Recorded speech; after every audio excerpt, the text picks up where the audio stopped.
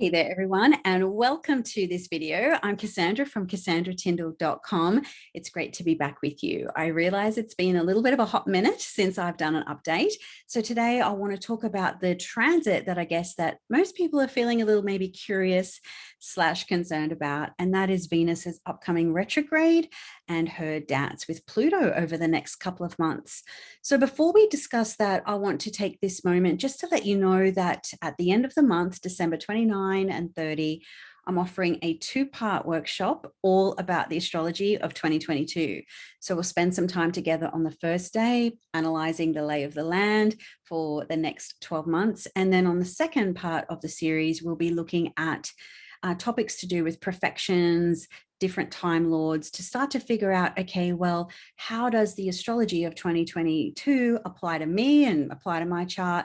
And so we can start to formulate some strategy and planning where your peak periods might be, where you might think, okay, this is the better time to maybe pull back on the reins and slow down a little bit. So those are some of the things we'll be talking about over the course of 2 sessions. So if you'd like more information and to sign up to that, it'd be great to have you, and all of those details are over on my website, which is CassandraTyndall.com. So Venus retrograde. So this is a big transit. Just thinking about where Venus is in the sky now, she's at about 24 Capricorn. And she's been in Capricorn since early November. So by now she should be in Aquarius. And so obviously she's traveling a little bit slowly as of now, preparing for her retrograde that will happen on the solstice.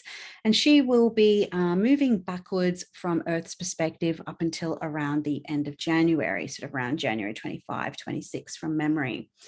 So what's really unique about December is that Venus will first make her conjunction with Pluto in Capricorn this weekend. So we are talking the 11th, 12th, and of course she will do so again when she has stationed retrograde, which will happen around the solstice, and then she will hit Pluto again on Christmas Day. So this kind of tail end of 2021 is certainly stirring up some of those Venus themes in our life. So what is a Venus retrograde? Let's break down some of these cycles that happen. So just to take out maybe a little bit of the fear, the concern, or the worry about it. So firstly, Venus does retrograde every 18 months. So it's not rare, it's not new, and it's not different. And in fact, she retrogrades in the same sign every 8 years. So this particular retrograde might be a little bit of a throwback to around December 2013 and January 2014. So if you can think a little bit about what was happening in your life around that period of time, you might get a little bit of a clue or an insight to some of the themes you might be dealing with this time around. Of course, the rest of the sky is very different, but this will be an additional focus on the Capricorn part of your birth chart. So when Venus retrogrades, primarily what she's doing is she is going through her transition from being an evening star, so twinkling in the western sky, which she's been doing for a little while now, dipping into the underworld, which is the retrograde phase, and then eventually emerging as a morning star once she's direct, and then passes over the sun, gets within that 15-degree range, forms what's known as her phasis, and becomes visible again. So she starts to emerge as a morning star. So this is about a 40-day period every 18 months. So when she's in this underground or retrograde phase, some of these Venusian topics in our life come up for review. So we might start to contemplate things to do with our intimate relationships, which is Venus's one of her primary significations. Things to do with our social structures, the affectionate bonds we share with other people, what brings us joy, what brings us pleasure, what sort of illuminates the senses, what do we find joy and pleasure? You know, Venus is a little bit like the 5th house in the sense that Venus finds her joy there. And it's like, what do you like to do for fun when the bills are paid and the jobs are done? So you might find under this particular retrograde that you might go through a cutting or a clarifying phase in terms of some of the things that you may have enjoyed in the past that you may not like so much anymore. So particularly being Saturn ruled, there is this little bit of a component around, I think, getting some clarity around these pleasure, things to do with pleasure. And in Capricorn, Venus doesn't necessarily have any dignity there, but I do find she works well. She is someone who knows her value, what she's worth. She's more about quality rather than quantity. So this might be something that you're starting to think about or consider as a part of this particular Venus transit.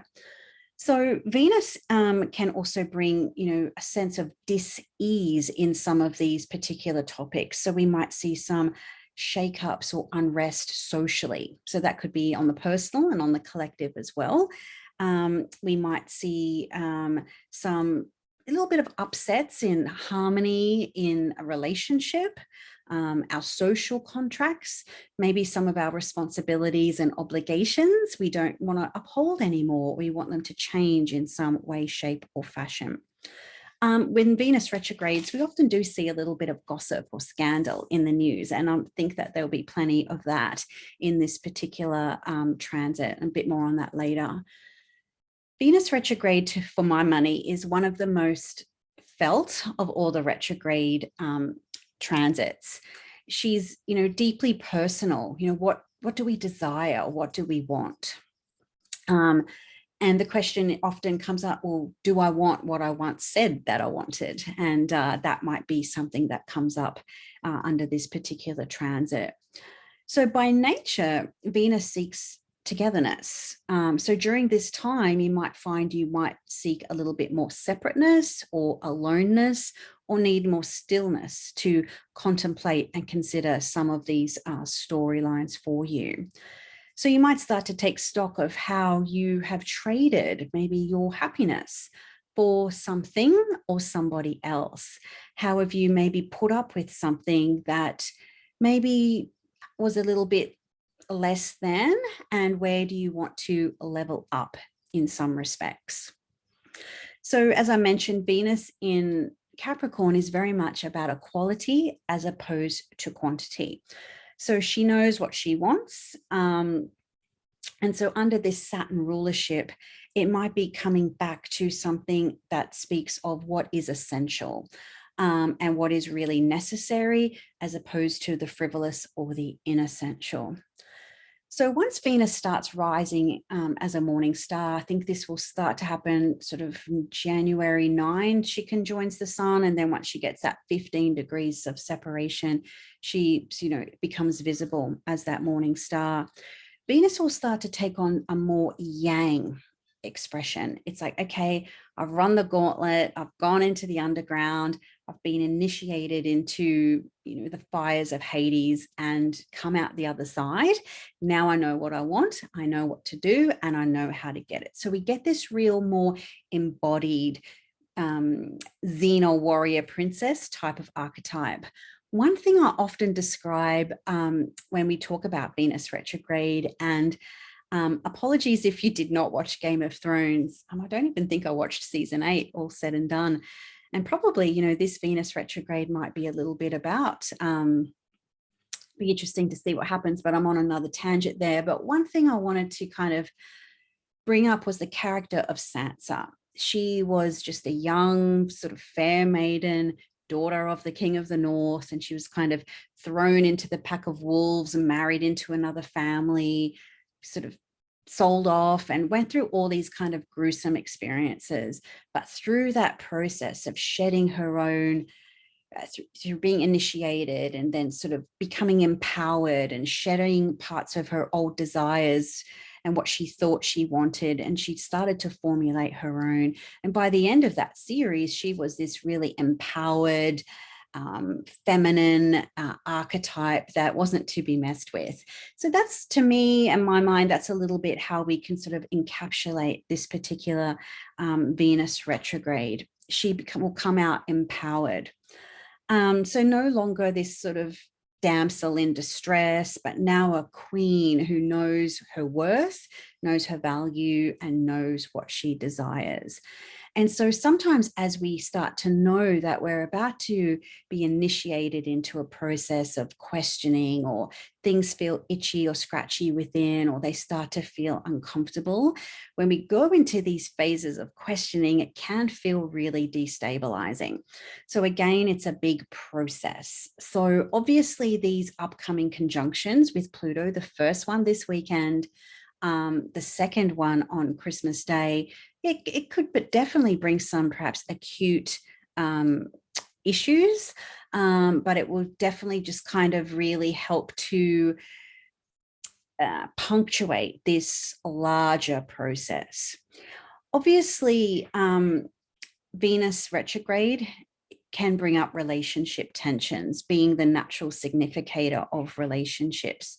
So through the process of perhaps working with your own shadow, diving deeper, getting honest, getting clear about the things that you do and don't want, and perhaps having some of those, honest confrontations with yourself. Am I in this job because I really want it? Or am I in this relationship? Is what I want then still what I want now?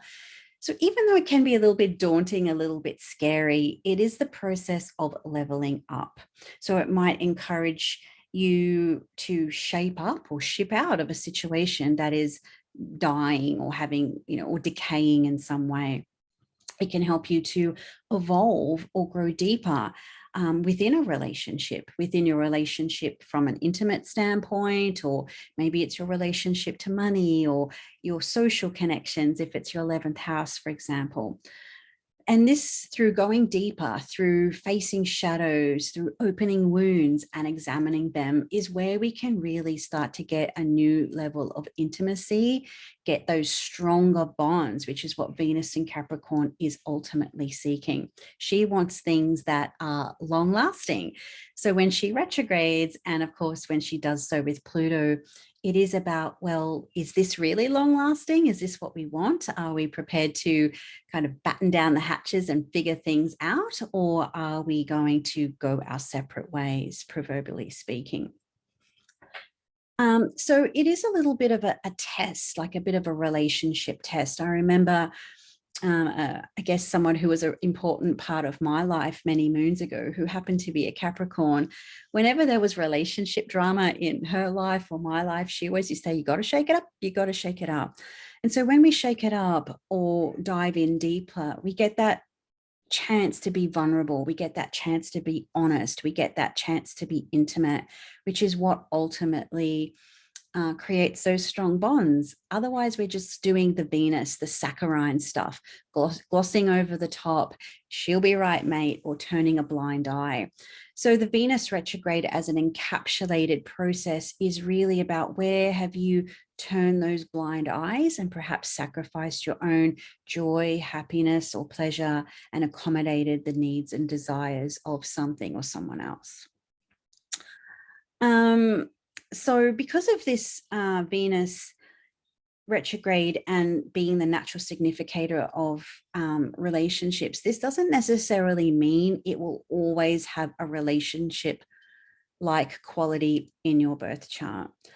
So you will need to look to the topics of your Capricorn house. So for some, it might be the second house, for instance. If you have Sag rising, it might be, okay, what's money in my life? What's my relationship to money?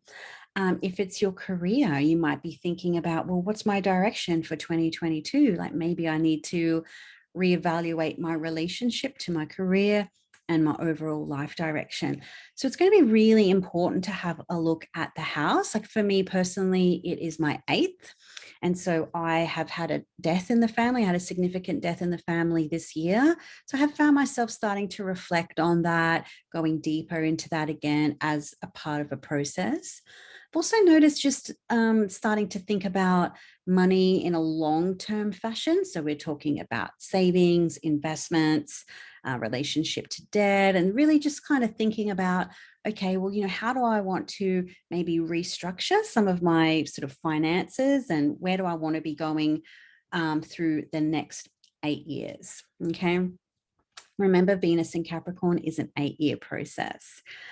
So, of course, my son is 7, and so he'll be coming up for 8 next year. And so it really sort of encapsulates how sort of my financial life has, shifted and evolved since becoming a mum. So that's something there too. Okay, so one thing I think that's also important to think about when any planet retrogrades, but particularly this time around, when Venus is retrograde, she comes closer to us. So the planet is positioned between the sun and the earth. So when a planet comes closer to us, we're invited to pay attention to it. Just like if we're driving at night and someone comes in with their bright lights, their headlights, and they're really close to you, and it kind of blinds your rear view mirror. That's kind of like what Venus is doing right now. She's setting in that evening star phase. She's very bright. She's calling our attention. Hey, there's something you've got to look at. And the retrograde invites us to do those classic retrograde themes: review, revise, and reflect. One thing, of course, that is quite common where we have Venus retrograde or Mars, those kind of classic masculine, feminine, relationship-orientated places is or planets is the return of the ex. So do hold a little space for that. You might, someone from the past might resurface, which is quite, possible. The last Venus retrograde, which we had in May 2020, that happened to me. And I was just like, there's a reason we broke up, mate. So hop on your bike. And so, for you might need to address those type of things as well. Okay, so it might be nice to take a little trip down memory lane. How long you want to go down there is totally up to you. So Venus retrograde themes are somewhat, doubled down, intensified, or concentrated by the fact that there's going to be 3 conjunctions with Pluto as a part of this cycle. And I think this is what's going to make this actual retrograde a lot more cathartic, a lot more powerful, and a lot more profound than just another Venus retrograde in Capricorn.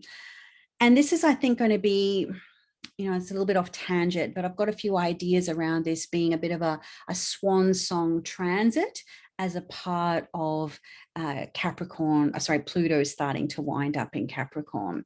So of course, the next time Venus retrogrades in Capricorn, Pluto won't be there. So there's the mythology around Persephone and Pluto, or Hades, where, Persephone is this, as I mentioned with Sansa, this kind of young maiden who gets dragged down into the underworld, initiated into this new process, which I think is something to keep in mind. This weekend, we might get that initiation. Okay, this is what this retrograde is going to be about.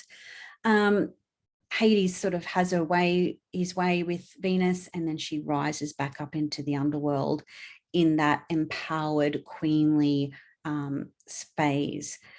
So there is this sort of Venus retrograde and Pluto very, very strong, okay?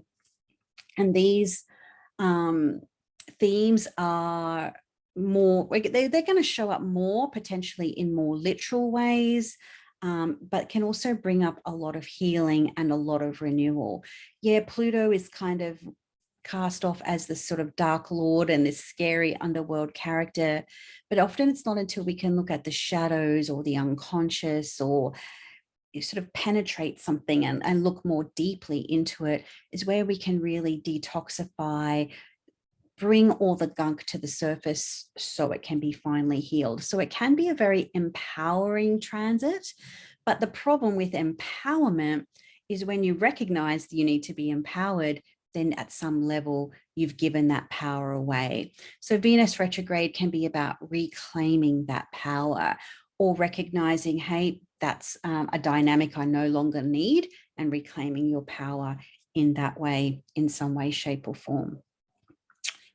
So this is, even though we've got 3 hits of Pluto, Venus, we've got 2 in the next few weeks, I think it's also important to remember this is an ongoing saga until March. So it's not like a very acute type of influence, it's a process. remember, Pluto is about transformation, and that is basically change over time. So it's like that old ad, you might remember, I think it was maybe L'Oreal, I don't remember, it won't happen overnight, but it will happen. And so that's kind of what this process will be like. So if you are feeling those stirrings that you're not satisfied with something, or that you want something more, then those stirrings are inviting you to go deeper into something and figure out what's not working. So there's a chipping away component to this, that it's not an overnight process. It's like renovating a house or building a house. It's a process. For example, in 2021, I have stacked on a bit of beef. I've put on a few kilos, and it was a couple of months. I just decided, oh, Cass, you cannot continue doing this. So I just kind of put my, I think it was when those Mercury-Mars dynamics were happening in Libra.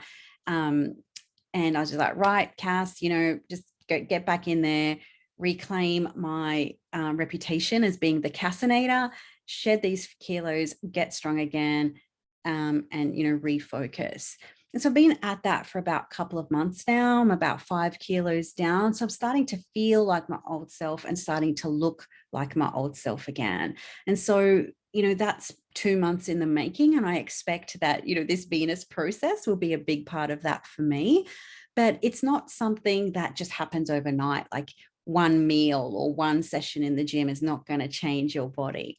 So obviously frustrating, but now that I'm starting to feel like, oh yeah, my body's responding, feeling, looking better, it can give you that momentum to continue through.